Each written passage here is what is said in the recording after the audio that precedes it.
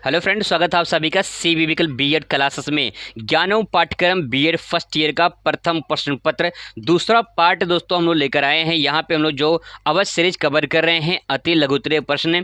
यहाँ पे 3 प्रश्न हम लोग कवर कर चुके थे। अब यहाँ पे जो चौथा प्रश्न है उसको कवर करने वाले हैं। तो चलिए शुरुआत करते हैं। चौथा प्रश्न यहाँ पे दिया गया है, शिक्षा की आवश्यकता को समझाइए। तो विस्तार पूर्वक समझने की कोशिश करते हैं। मैं दोस्तों आपको भरोसा दिलवा रहा हूँ, गारंटी है कि आप एक बार में चीज़ों को आसानी से समझ लेंगे। बस थोड़ा सा कंसंट्रेट करेंगे तो आप चीज़ से आसानी से समझ पाएंगे। शुरुआत करते हैं कि शिक्षा की आवश्यकता को समझाइए। शिक्षा की आवश्यकता क्यों है, इसके बारे में यहाँ पे जानने की थोड़ा हमें ज़रूरत है। आइए समझते हैं। एक नवजात शिशु असहाय एवं असामाजिकता से रहित होता है। बहुत ही सिंपल वर्ड में लिखा गया है। ये पहली जो लाइन लिखा गया है इसमें कहा गया है एक नवजात जो शिशु होता है वो असहाय होता है।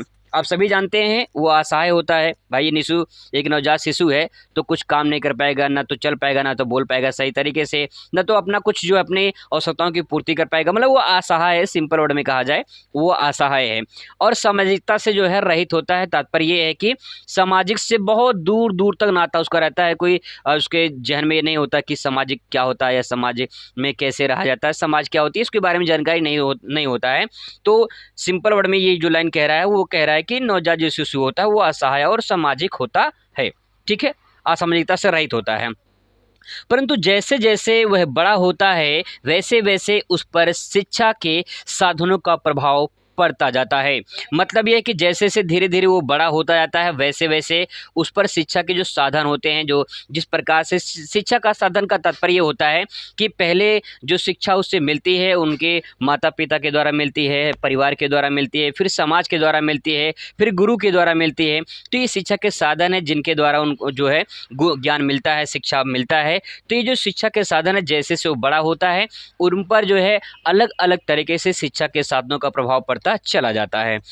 इस प्रभाव के कारण बालक का जहां एक ओर शारीरिक, मानसिक तथा संवेगात्मक विकास होता है वहीं दूसरी ओर उसमें सामाजिकता की भावना भी विकसित हो जाती है।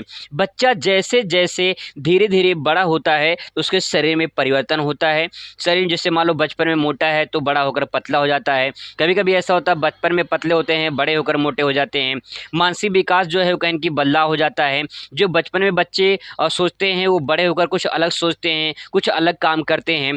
बचपन में बच्चे बहुत ज़्यादा गेम खेलते हैं, लेकिन जब थोड़ा थोड़ा और बड़े हो जाते हैं तो उनके अंदर वो जो गेम खेलने की आवश्यकता होती है, फिर जो भी कुछ काम होते हैं, जो एक्टिविटीज़ जो बच्चों वाला हरकत करते हैं वो धीरे धीरे खत्म हो जाती है ना। तो कहने का तात्पर्य है कि जो है उनमें अंदर जो परिवर्तन होते हैं और वो सामाजिकता से कारण होता है जैसे से बड़े होते हैं। दूसरी ओर ये है कि सामाजिकता की भावना भी विकसित होती है। समाज में कैसे लोग रहते हैं, समाज में कैसे बोला जाता है, समाज में कैसे रहा जाता है, ये पूरी चीज़ जो है उनमें विकास होता चला जाता है, जिसके कारण वे धीरे धीरे प्रौढ़ व्यक्ति के समान अपने उत्तरदायित्व को सफलतापूर्वक निर्वहन करने योग्य बन जाते हैं। मतलब धीरे धीरे जैसे बच्चा बड़ा होता है उनके अंदर अलग अलग प्रकार से अलग अलग साधनों के माध्यम से शिक्षा ग्रहण करते हैं और उसके बाद जो है वो अपने काम जो है धीरे धीरे करने लगते हैं। इस प्रकार यह स्पष्ट है कि बालक के व्यवहार में वांछनीय उपयोगी परिवर्तन हेतु व्यवस्थित शिक्षा परम आवश्यक है। मतलब ये कि अगर ये बालक है, बालक के व्यवहार में अगर वांछनीय उपयोगी परिवर्तन, मतलब ये कि व्यवहार में एक अच्छे तरीके से जो परिवर्तन हो रहा है, गलत तरीके से नहीं, अच्छे तरीके से जो परिवर्तन हो रहा है और वो परिवर्तन के कारण जो शिक्षा है वो परम आवश्यक है जो परिवर्तन में हो रहा है। तो जो भी समाज में लोग रहते हैं उन समाज के लोगों में जो परिवर्तन होता है वो शिक्षा के माध्यम से ही होता है। संक्षेप में कह सकते हैं कि इतना जो लंबा चौड़ा भाषण दिया गया है इसमें संक्षेप में कह सकते हैं क्योंकि 25 शब्दों में आपको लिखना होगा तो 3 से 4 लाइन में आंसर लिखना होगा। तो इसमें से आप जो कीवर्ड है आप मैं यहाँ पे हाईलाइट कर दिया हूँ उसे आप यहाँ पे छांट सकते हैं। यहाँ पे देखिए, शिक्षा वह प्रकाश है जिसके द्वारा बालक की समस्त शारीरिक, मानसिक, सामाजिक तथा आध्यात्मिक शक्तियों का विकास होता है। एक लाइन में परिभाषा कही गई, शिक्षा वह प्रकाश है जिसके द्वारा बालक के समस्त सामाजिक मतलब शारीरिक, मानसिक, सामाजिक और आध्यात्मिक शक्तियों का विकास होता है। आप अगर इतना लिख देते हैं तभी जो है आपका आंसर बहुत परफेक्ट हो जाता है। इसमें वह समाज का एक उत्तरदायी घटक एवं राष्ट्र का प्रखर चरित्र संपन्न नागरिक बनकर समाज की सर्वांगीण उन्नति में अपनी शक्ति को उत्तरोत्तर प्रयोग करने की भावना में ओतप्रोत होकर संस्कृति तथा सभ्यता के पुनर्जीवित और पुनर्स्थापित करने के लिए प्रेरित हो जाता है। ये जो सेंटेंस कहा गया है मतलब ये कि जैसे जैसे बच्चा वो धीरे धीरे बड़ा होता है तो उसको अपने समाज से हटकर फिर इसके बाद जो है देश की चिंता होने लगती है, राष्ट्र की भावना उनके अंदर आती है। फिर वो राष्ट्र की भावना जो होती है कहीं न कहीं एक ऐसा नागरिक बनकर सामने आता है जिसमें समाज का सर्वांगीण विकास करने की उन्नति आती है। मतलब ये कि जैसे लोग होते हैं ना कि मुझे समाज सेवा करनी है, तो समाज सेवा कब करनी है? बचपन में भावना आती है कि बड़े होकर आती है? आप कहोगे बड़े होकर आती है। तो बात वही जिस समाज में लोग धीरे धीरे जो बड़े जाते हैं तो समाज में उनको सर्वांगीण विकास करने की एक भावना आती है जिससे जो है अपने आप को न्यौछावर कर देते हैं। तो उसको जो है सभ्यता जो होती है समाज में, जो संस्कृति होती है उसको पुनर्जीवित करते हैं जो या पुनर्स्थापित करते हैं। तो ये सब जो है शिक्षा के माध्यम से होता है। पाठ्यचर्या और पाठ्यक्रम में क्या अंतर होता है? दोस्तों जो पाठ्यचर्या और पाठ्यक्रम है इसको आप आसानी से समझ सकते हैं। पाठ्यचर्या और पाठ्यक्रम शब्दों का प्रयोग शिक्षा की क्रिया में होता है।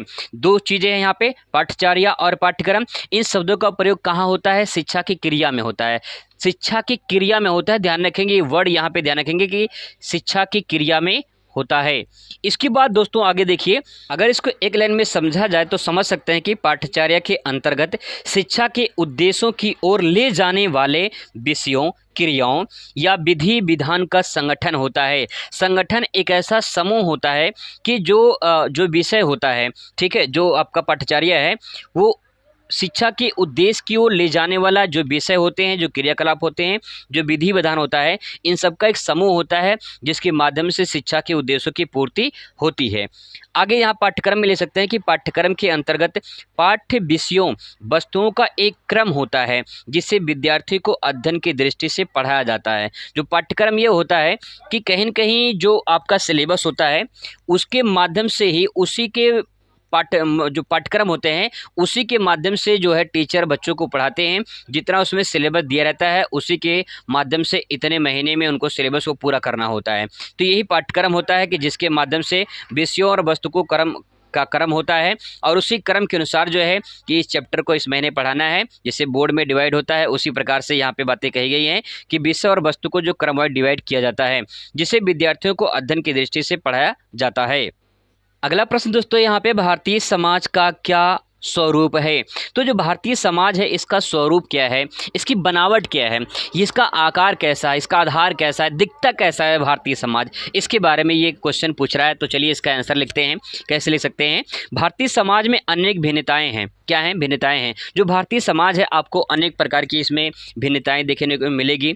जैसे कि बात करते हैं इनके आदर्श, मान्यताएं, नियम, धर्म, रीति रिवाज, पोशाक आदि में आज पर्याप्त भिन्नता देखने को मिलती है। भारत का समाज है इसमें अलग अलग प्रकार के धर्म के लोग रहते हैं और उन धर्म के लोगों को अलग अलग रीति रिवाज होते हैं, उनके अलग अलग पहनावे होते हैं। तो कहीं न कहीं आपको समाज में भिन्नताएं देखने को मिलेंगी।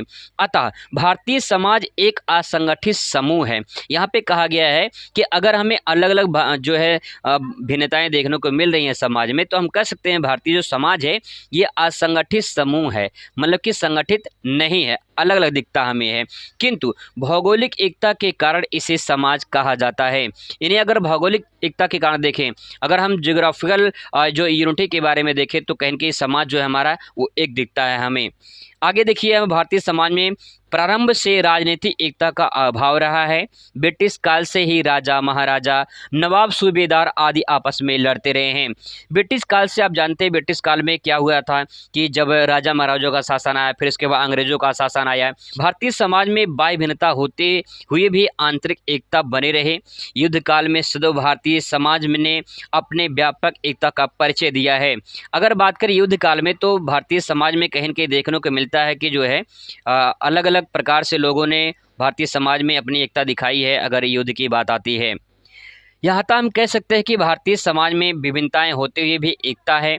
जो भारतीय समाज है, देखिए ऐसा होता है कि जब मान लो जी कि 2-3 भाई हैं और अलग अलग हो चुके हैं वो, लेकिन जब उनके पे कोई आँच आती है तो सारे भाई एक साथ इकट्ठा होकर जो है उसका समस्या का समाधान करते हैं। तो वही बात यहाँ पे है कि भारत में अलग अलग धर्म के लोग रहते हैं, अलग जाति के लोग रहते हैं, उनमें विभिन्नताएँ पाई जाती हैं, लेकिन जब देश की बात आ जाती है तो सारे लोग एक होकर उस देश की रक्षा करने के लिए तैयार हो जाते हैं। तो भारतीय समाज में विभिन्नताएँ होते भी क्या है, एकता है। हुमायूं कबीर ने कहा है, संपूर्ण भारत देश में एक ओर तो हम धर्म एवं संस्कृति के आधार पर एकता की प्रवृत्ति पाते हैं और दूसरी ओर भाषा, आर्थिक और राजनीतिक कारणों पर विघटन। विघटन मतलब होता है अलग अलग प्रकार के में पाए जाते हैं। दूसरी ओर भाषा, आप सभी जानते हैं कि भारत की भाषाएं जो होती है अलग अलग, थोड़ी दूर पे जाएंगे भाषा चेंज हो जाएगी, फिर थोड़ी दूर पे जाएंगे भाषा अलग हो जाएगी। आर्थिक एवं राजनीतिक परिवर्तन भी आपको देखने को मिलते हैं। कहीं पे कोई ऐसा राज्य है जो बहुत ज़्यादा विकसित है, कोई ऐसा राज्य जो बहुत ज़्यादा पिछड़ा है, गरीब है। राजनीतिक दृष्टि से देखा जाए तो कुछ जगह राजनीति अलग है और कुछ जगह पे राजनीति अलग है, तो इस तरह देखा जाए तो विघटन मतलब अलग देखने को मिलता है।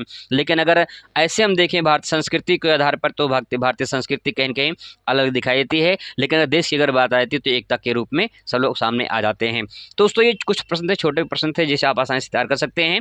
अगला जो प्रश्न रहेगा हमारा, यहाँ शुरुआत करेंगे हम लोग बेसिक शिक्षा की विशेषताएं क्या है। मिलते हैं नेक्स्ट वीडियो में। Thanks for watching.